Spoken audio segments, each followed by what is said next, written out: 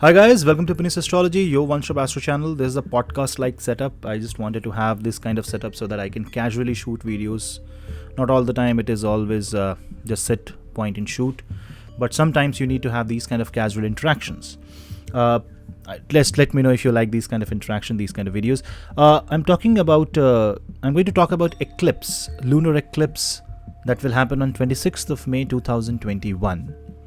What's so special about this eclipse? See, there are a couple of factors here. First of all, this eclipse will be in the sign of Scorpio. So definitely moon is debilitated in the nakshatra of Anuradha, and Ketu in Jyeshta is going to cause this eclipse. This eclipse won't be visible in India because you can see the degree wise on that day the moon and Ketu are quite far, but technically it's an eclipse in the other parts of the world. But astrologically, because this is an eclipse happening at any point on the earth, it will affect humanity. 7th, from this eclipse you will find the presence of Rahu, obviously, then Sun and Venus. And if you see, Rahu and Sun are also very, very close. Few days from this lunar eclipse, you will get a solar eclipse. I will make another video for that. Mercury on that particular day will make its transit from the sign of Taurus to the sign of Gemini. What is so special about that? The moment Mercury moves out of Taurus, it goes 8th from Moon. It goes out of the clutch of this eclipse. The 8th Lord goes out of it. 8th Lord frees itself from the grip of eclipse. So there are approximately 5 planets coming into the axis of eclipse. Rahu, Ketu, Sun, Moon and Venus. Which also means that both the luminaries, Sun and Moon, are coming under the effect of the dark planets, Rahu and Ketu. On top of that, Venus, which is the Daitya Guru Shukracharya, also comes under the same effect. If you simply look out the chart with Scorpio as ascendant, what you will see is Saturn is in the 3rd house, Moon and Ketu is in the 1st house, Jupiter is in the 4th house, and Mars and Mercury will be in the 8th. Now when Mars and Mercury goes 8th from this eclipse, that means they are actually at the blind spot of the eclipse. Mercury barely escapes from the negativity of the eclipse. So whoever has strong Mercury and Mars in their chart will see a lesser amount of effect of the eclipse. But again, one thing, the dispositor of the eclipse, which is the ruler of the sign of Scorpio, is actually 8th from Moon. So that is something that you have to observe. The lord of the house where the eclipse is being formed is 8th from itself. Not a good position for that house. So what happens? Anuradha is a nakshatra which is a soft nakshatra. It's a mridu nakshatra. It represents following, honest devotion, dedication, surrender. Moon is the mindset there. Why the moon? See, moon in Anuradha is not exactly debilitated. It's like more of a surrendered moon. It's more of a moon that wants to do and perform its duty. It's a moon that wants to be in a situation where he is a Bhakt and Bhagwan relationship. When Ketu comes into picture, it makes it highly spiritual. Suddenly there is a cord cutting. The energy cord cuts and you are mentally, from the emotional aspect, you are thrown into a dimension which is completely unrelatable. Now because there is a sun also involved, sun is also involved because sun aspects this eclipse. The problem in this case is that the total variance that it produces is so huge and the ripples are so chaotic that it takes away any kind of comfort. Because Venus is also involved, and because Venus is in Mrigashira nakshatra, the mind is affected more because now you want to find comfort. Will it have an impact physically? Will it have an impact on your life? It will have, but mostly the impact will be psychological in nature. Mostly the impact will be here, not anywhere else. Because the impact is here, it can create a physical, you can say indirect result. Because of your change of decisions, your change of thoughts, you may decide something. And if in your horoscope, if any planet is from say 9 degrees of Scorpio to 20 degrees of Scorpio, then you will have a very high impact of this eclipse. If it is below 9 degree, because eclipse will start approximately after 2 p.m. But it will gain its pace around 6 p.m. So at 2 p.m. time, if I see from the transit perspective, moon will be around 9.5 degree. Taking everything into consideration, if you have a planet below 9 degree, the impact will be not that high. But if your planets are between 9 to 20 degree, especially in and around 13 to 14 degrees of mark, you will have an impact that will last for approximately 4 to 5 months. That means there's something will happen here. Something will happen, something will trigger that will continue showing its impact for subsequent months. Especially if you're a Scorpio moon sign, Scorpio ascendant, some prominent planet in Scorpio, then the signification of that planet's houses. Say for example, if your Mars is in Scorpio, then if this eclipse is happening on top of your Mars, that means Scorpio itself gets impacted as well as Aries gets impacted. So you will be more tensed about areas of that life. See, Moon and Ketu is more about uprooting your thoughts from one angle, trying to put you into a dimension, a particular kind of angle where looking at things is not that easy. That's why Moon Ketu's eclipse is slightly difficult. Rahu Moon eclipse is more chaotic, more dynamic in nature. Moon Ketu is more depressing. Moon Ketu is more an eclipse which is inside. So it is also positive because it creates a sudden huge surge of energy that you are absorbing from the universe. And because the moment you are absorbing that energy, that absorption is happening, you can absorb positive energy. Why it always has to be negative energy? Why can't it be positive energy? Also, you can do some donations of white item, curd, milk, rice, especially rice, to hungry people. Moon is nutrition. Ketu and moon means malnutrition. If you help someone eat, if you help someone fill their stomach, any means, see, money doesn't matter, efforts is what that matters. So if your efforts are true and honest, because Saturn is in the third house from the eclipse, Saturn is the effort of the eclipse. This eclipse is going to take your mental stability into a different zone, will ask you to drop few things.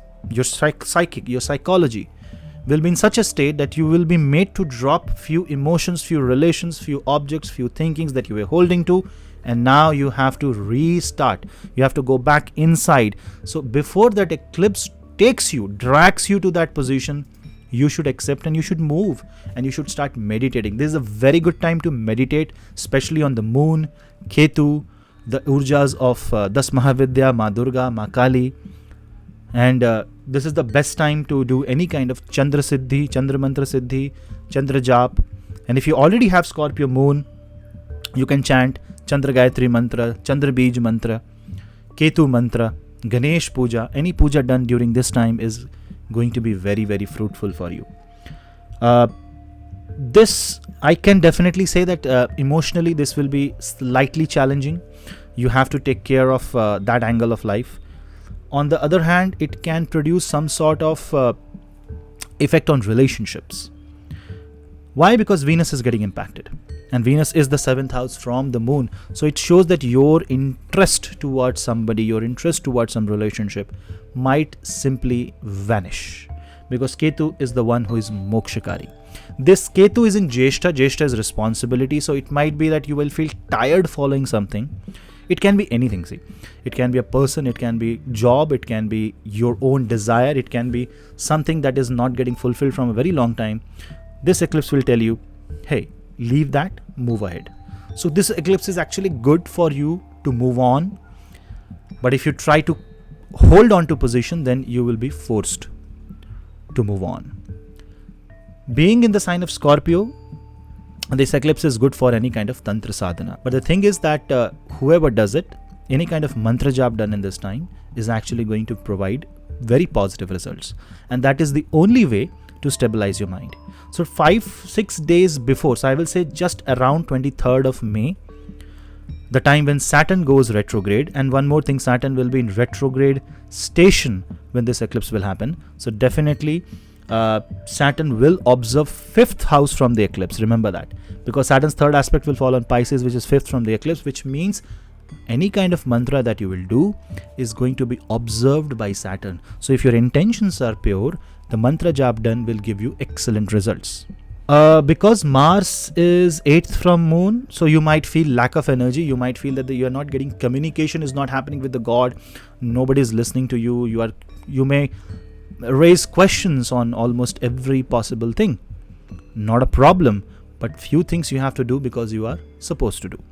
So karmanneva adhikaraste ma phaleshu kadachana. Focus on the karma and don't focus on something which is negative. Because Mars, which is forming the eclipse, is also forming Viparit Raj Yoga from the sign of Aries. Because Aries is in the 6th house from the eclipse and Mars is in the 8th house. It is forming Viparit Raj Yoga. This difficult situation, mental, emotional imbalance, aggression, anger, desire to leave everything, quit and move and run out, will produce a kind of a driving force inside you, which may be negative for a very brief period of time, but the decisions that you will take, if taken with proper consideration, with proper check, and by keeping your sanity in control, prove excellent for you. Because, as I said, Mercury moved out on the day of eclipse. Mercury simply walked out. I don't want to be in the sign of Taurus. Mercury says, I'm going in Gemini. Gemini is his own sign. It's his own sign. But the magic is that another sign of Mercury is Virgo, which is 11th from the eclipse. So that's what you gain from the eclipse. See, 11th house from any house is what you gain from that house. So 11th house from Moon and Ketu is the gain of eclipse. The Lord of the gain of eclipse frees itself, goes to the blind spot of the eclipse, sits quietly with the planet that is forming Viparit Raj Yoga, which is Mars, and is in very tight conjunction with Venus. How? Venus will be at 27 degrees of Mrigshira. Mercury is 0 degree, 3 minutes of Mrigshira. Just 3 degree gap with Venus. It's the 8th house energy, and the 11th Lord going into the 8th house shows whatever you will gain, you will end up investing it. It is ensuring that you have positive ties in your life. It will cut off the negative ties. It is the time to shed off the load. It is the time to give up anything that is negative, that is troubling you so much. I will tell you a tip. Take a piece of paper, have a black ink pen, write things down in the piece of paper, and whatever you feel negative, just tell, I don't have this, I have a problem from this, I don't like this, I'm facing. Don't write anybody's name, not even your name, just the problem. Fold the piece of paper and offer it to God. That God, please take care of this. Help me. Give it to universe. And you will see that it will come back to you. It will come back to you in a positive way, because 6th house is Prarabdha. Prarabdha Lord with the 11th Lord is in the 8th house. This is also a very unique combination. Because if you see this, Mars is the Prarabdha Lord, 6th Lord, and 6th from 6th is 11th house, and that Lord is in the 8th house. So something is cooking. Something unique is cooking in this eclipse. This eclipse is not simple. This eclipse is not direct. This eclipse is not a very simple, quiet, regular eclipse. It may not be visible in the sky, so there is no Sutak, but it will have exclusive impact on life that previous eclipses did not create. This eclipse is actually causing the 2nd house, which is the sign of Sagittarius, so also going to Pap Kartari. And this eclipse is also happening 3 days after Saturn becomes retrograde. On top of that, to add this, Saturn is in Shravana Nakshatra, and in the Vimshotri Mahadasha scheme, Shravana is ruled by Moon. Saturn is in Chandra Nakshatra.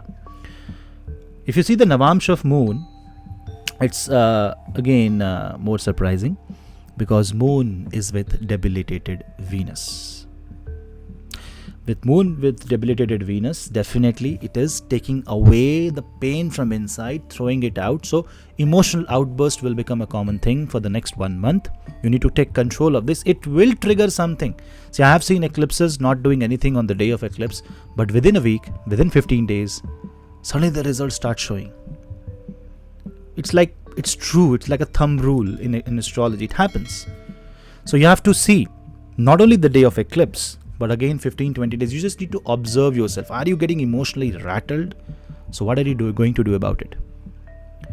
If you find a problem, it's uncontrollable, then you need to talk to somebody. Don't vent out the emotions in front of people who can't handle this. Take professional help. Talk to an astrologer, talk to a healer, talk to a learned person, friend, family member, anybody, but please talk, engage in talking, share, talk, because Ketu moon will absorb. How much will you absorb? A cup of tea can only hold a cup of tea, not a jug of tea. So if you want to absorb more, you have to increase yourself more, expand more. So I'll tell you a mudra, which is called as Akash mudra. The mudra is done like this. Tip of the thumb with the tip of the middle finger. Sit like this for some time. Don't walk, don't eat anything during this time. Just sit for 5 minutes. Chant Om. Om. Om.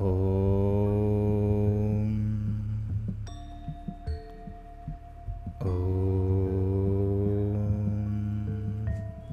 Just this 2 to 3 minutes of chanting is going to help you in a big way. When you do this chanting, the Akash mudra is usually done to expand the Akash Tattva. That means the level of absorption that will happen inside your body of energy will be extremely high. And when you will be able to absorb that energy, you will see that you are getting a very positive reaction out of it. So the Akash mudra is going to help you have a sane mind. And if you are already a Ketu moon person, and especially in the sign of Scorpio, listen to Madhurashtakam. It's a Krishna bhajan. It will bring peace of the mind. And if you still feel very negative, if you still feel it's not working out, I know how does Ketu work. Ketu is like bell. It is not continuous. It's digital. I'm going to play a Tibetan bowl for like 10, 15 seconds, 20 seconds. Listen to that piece, and that will give you a lot of healing. Let me know if you feel good because of this. Just need to close your eyes.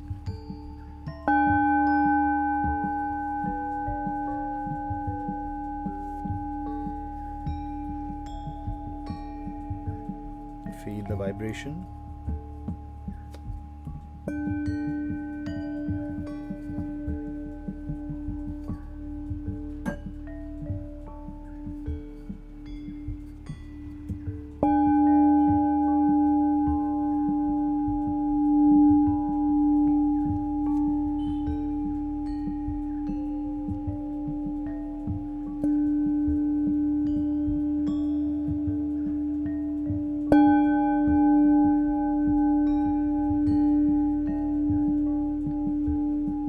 You can practice this while doing Akash mudra.